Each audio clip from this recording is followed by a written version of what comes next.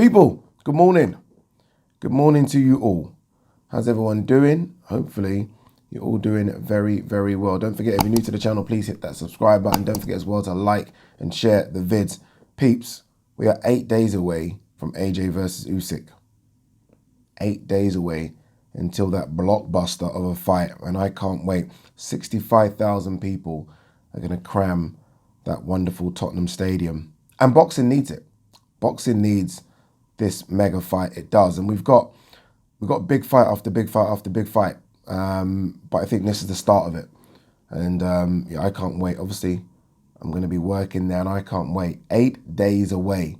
And you know, I'm going to be doing some behind the scenes stuff as well. Because I think you're all going to want to see what goes on behind the scenes. Because the Americans are flying over for this one. So Kate Abdo's coming over.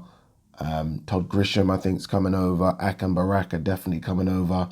And a few others. Roy Jones Jr., I believe, is coming over. So this is going to be good. This is going to be very, very good. Let's have a quick swig of this and then we'll get into it. Lovely jubbly. All right, before we talk boxing, I'm very happy to say that today's video is sponsored by La Bombe. Look, the football season is back and it's going to be a crazy Premier League, by the way. I can't remember in my lifetime, and I'm 40 years old, I can't remember a time when I thought 4 teams could win the Premier League. I mean, it's probably happened, but I can't remember it. I can remember 2, 3, max. 4, no, I really can't. Anyway, La Bombe is a betting app that allows you to have a flutter with a few friends. So it's not against the bookies, which I like. In fact, I love. I've got some of my boys together from the YouTube world to join me. You probably know them as well. Lee Chappie, James Redmond, massive Liverpool fan, Saeed and JCC.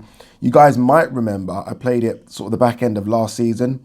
And it's a bit of fun. It really is. What it does do, though, I have to warn you on this one. What it does do is it makes you check scores and support teams you really don't care about, because it updates the table every time a goal goes in. And that's fun, right? So you can kind of keep up to date with what's going on with the table. It kind of teases you because for a long time I was leading and then I never won. Lee Chappie won. Look, it's super simple to set up and play. Link is in the description. So what you do, you predict the results of the weekend's matches coming up. Let's have a quick look at some of my predictions. I've gone Wolves to beat Brentford 2-1. To be fair, I think Brentford are going straight back down to the Championship. I really do. There's levels. And I just, as much as they play nice football, they're going straight back down. Liverpool to smash Palace 3-0, obviously. We're going to do Palace. Although, I mean, I think Palace, you know, I thought Palace would struggle this season. I don't think they will under Patrick Vieira. What else have I got? I've got Norwich to draw with Watford. Yeah, I could see that. 1 apiece. I think that's going to happen. And I've got Man City to beat Southampton. I think Man City will run through Southampton. I really do. Man City's B team will beat Southampton. How embarrassing, though, was it for Pep to ask for fans to turn up? Very embarrassing. So, yeah, so you predict all your results. Once you've done all your selections, you then decide how much you want to put in the pot. I did a tenner, and whoever wins takes all the cash. It's that simple. Takes all the cash, minus La Bombe's 10%. So that's it. Look, it is gambling, so you do have to be over 18, but it's a bit of fun. And the only people you're losing money to is your mates. As I say, it's not against the bookies, it's against your mates. If you are like me and you have a little bet with your friends, then this is perfect for you. Link is in the description. All right, let's talk boxing and let's see what's out there to discuss. I saw yesterday, I had Andy Clark on, who I think's fantastic, by the way. I think, honestly, one of the best commentators in the business. And just as he left the conversation, so I got him on my show on TalkSport, just as he left the conversation, it was announced that DERECK CHISORA will have that rematch with Joseph Parker, December 18th, and I think it's from the Manchester Arena. A lot of you reached out to me like, Addy, what do you think of the fight, blah, blah, blah. I have to be honest with you, I didn't find the first fight that engaging. I didn't. I thought Parker was hesitant, to pull the trigger. I think Chisora done some good body work, which maybe didn't get the credit, but I think he started to slow down after sort of rounds 5 or 6, and it became very predictable what he was trying to do. But I look at where else they're going to go, and look, this is the problem. there are so many other options and routes for them to go. But I do think there's a bit of unfinished business there because Chisora thought he won. A lot of people thought Chisora won. And the fight can't get any worse than that. It really can't. Was I calling for this fight and like make it again? No, I certainly wasn't. I really wasn't. I mean, you could go Joe Joyce, Joseph Parker. You could go Joe Joyce, Derek Chisora. Hergovich is out there in the world. I mean, I don't know what Michael Hunter's doing with this Triller thing, but he could get involved. So there are loads of other fights to be made in the top 20. But look, if it's easy to make, and look, that's what we want, right? Because some of these fights are so complicated to make nowadays. If it's easy to make, then do it. And they've done it. And surely it's going to be better than the first one. It has to be better than the first one. What's funny, I remember speaking to Rob Tebbit. I went to go and do his podcast yesterday for Boxing Social. He actually didn't mind the first fight. So I might need to watch it again because I remember we done a live watch along. I remember thinking, this is horrendous. But Rob was like, no, it was a good fight. So maybe I was just, I don't know, maybe I was tired from doing the live watch along, but I didn't think it was great. Andy Lee is obviously now with Joseph Parker. I think Andy Lee complained about the fact that Parker wasn't as aggressive as he should be. And I think that's something they're going to put in. I feel like he just needs to be aggressive in general. I think when you watch back the Dillian Whyte Joseph Parker fight, I thought he almost got bullied a bit because he lacks that aggression. And I think against someone like a Chisora, you are going to need to be a bit aggressive. You might need to dent him because we know Chisora, that kind of peekaboo style that he has, he will keep coming for as long as he can until he gets tired. And I think you just need to be aggressive and just almost stand up to him and just smack him one. Honestly, I know that sounds very crude, but I almost feel like that's what you need to do with Chisora. But look, it's going to happen again. I think it's quite a big coup for DAZN, not just to get this one, but obviously to get Dillian Whyte versus Otto Wallin. I think it needs, look, I just feel like Chisora and Dillian Whyte bring in the casuals. They really do. People will tune in for their fights because they're entertaining, not just in the fight, but in the build-up to the fights as well. Obviously, this is Chisora's first fight with 258 management. I wonder what happened behind the scenes with David Haye. I do wonder what happened because that looked like it was a really good relationship. And these are the fights David Haye could get him. So I wonder if there was some sort of big disagreement behind the scenes. The one thing that will be different is obviously there'll be fans there. And I'm guessing it will be sold out as well, which is already just attracts fans like that. So that will be a big difference. And I think Chisora will rise to the occasion. I don't know if it will be enough to beat Joseph Parker because I do think the best Joseph Parker now beats the best Derek Chisora now, but I do think it will be a better spectacle with the fans there because that fight behind closed doors, when was it? 6-7 months ago or whenever it was, for me, wasn't an entertaining fight. It really wasn't. And Chisora always entertains, but I felt like this fight was just, it really was dull. So look, we'll see. We'll see what happens, but it's done. December the 18th, obviously DAZN have gone big in their announcements with Matchroom, not just this one. Obviously, they announced Otto Wallin. I think I did the video yesterday or the day before where I wasn't sure where Dillian Whyte versus Otto Wallin will be. It will be on DAZN as well. What you do hope is that both of those get really good undercards. That's what you hope, right? I mean, for Dillian Whyte, it has to be he's stable of fighters, surely. So you're hoping it's Babbage. You're hoping it's Fabio Wardley. I don't know what's going on with Chris Congo, by the way. I'm not quite sure if he still was he with Dillian Whyte, but I'm sure he was. If he is, you'd like for him to be on the card as well. I mean, Chris Congo deserves another chance. Surely it isn't you lost to Mickinson and that's it. You've kind of just been thrown away. Surely he gets another opportunity as well. And for Derek Chisora, I don't know. I'm not quite sure who'll be on the undercard for a Chisora fight. But look, I mean, it's December. I mean, could Buatsi come back out again? I think Buatsi, I mean, he would have had a good couple of months rest and then get into it against someone of note. If Buatsi does want to come out again before the end of the year, for every fight that wants to come out before the end of the year, this is perfect. So you look at fights like Josh Warrington, who would, he went for a tough camp, not a tough fight, but a tough camp. He would have a little rest. Surely he'll want to come back out again as well. Conor Benn, would he want to come out again before the end of the year? Potentially. I can't see why he wouldn't. He fought, it's a bit of a tough turnaround, September, tough fight. You take the whole of October off. and then you get back into camp for November. I'm not sure. Maybe that's a bit unrealistic, but it would be nice to see both cards being stacked.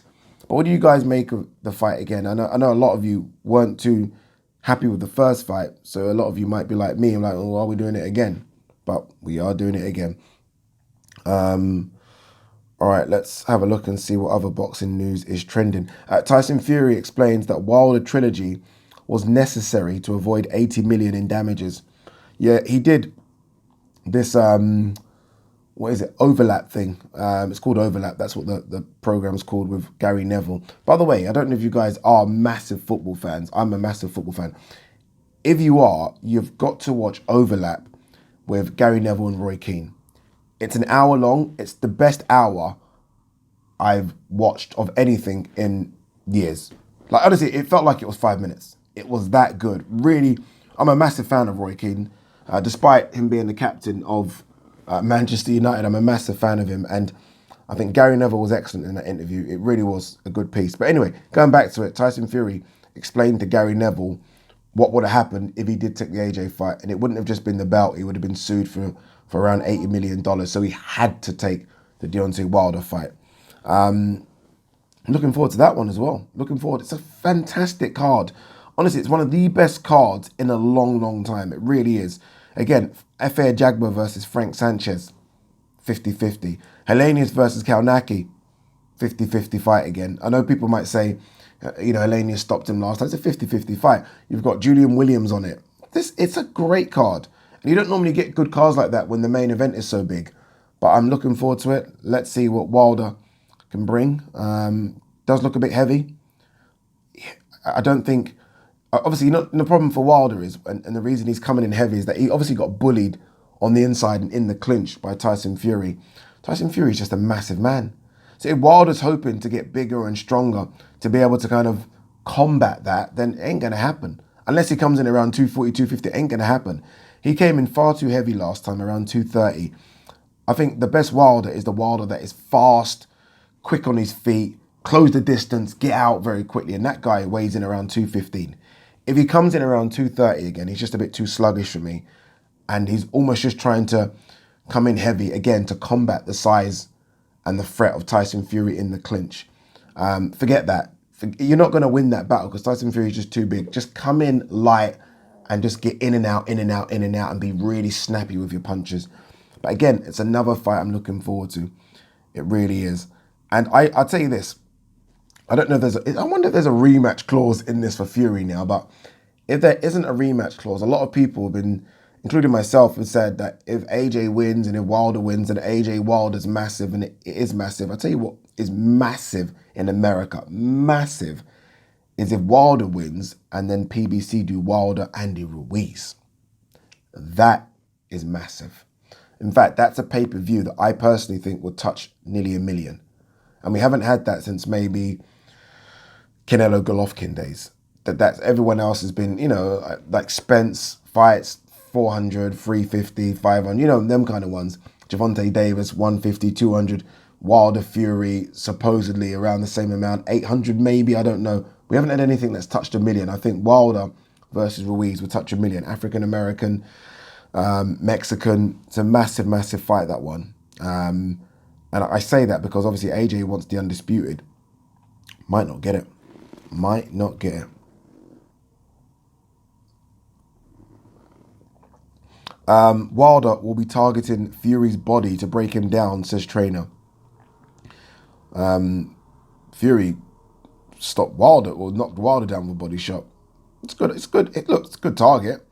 I mean, I haven't really seen anyone hurt Fury to the body, so maybe they're like, well, no one's tried to hurt him there. Let's give it a go. But Fury looks like he can handle a body shot, doesn't he? Well, I've not seen anyone target it anyway, so we'll see. We'll see how that plays out. By the way, so I mentioned yesterday that Amanda Serrano has now teamed up with Jake Paul in order to try and get the Katie Taylor fight, and he's going to help her. I assumed that Lou DiBella was involved in it. He's not. She's left Lou DiBella and is now with Jake Paul. Crazy. I wonder if there's any other fighters that are going to look at Jake Paul and think, I want to sign with him. Imagine Jake Paul has a stable of fighters. Imagine that. Imagine this kid that fought Deji a couple of years ago. Former Disney Channel actor, YouTuber, now has a stable of fighters. Well, he's got one, and it's a bloody big one he's got as well. Crazy. What else have we got here? Anything? Bradis versus Artur Man, scheduled for October 16th. Bradis was talking about coming up to heavyweight. He's decided to stay at cruiserweight. I thought it was too small for heavy. I know that's the natural jump, but he's just not big enough at all for me. And I guess now with Okolie being somewhat of a name, that's kind of a money fight for Bradis. And he'll be looking at that thinking, okay, that's another potentially big paycheck. And it probably will be, you know, they'll get him over here. It will be an arena. So he's probably thinking, let me just stay for that one. So that's probably why. And again, ultimately, he's just too small for heavy, too small. And how old is Bradis? I think he's tried to make the switch too late. I think Bradis is like 35.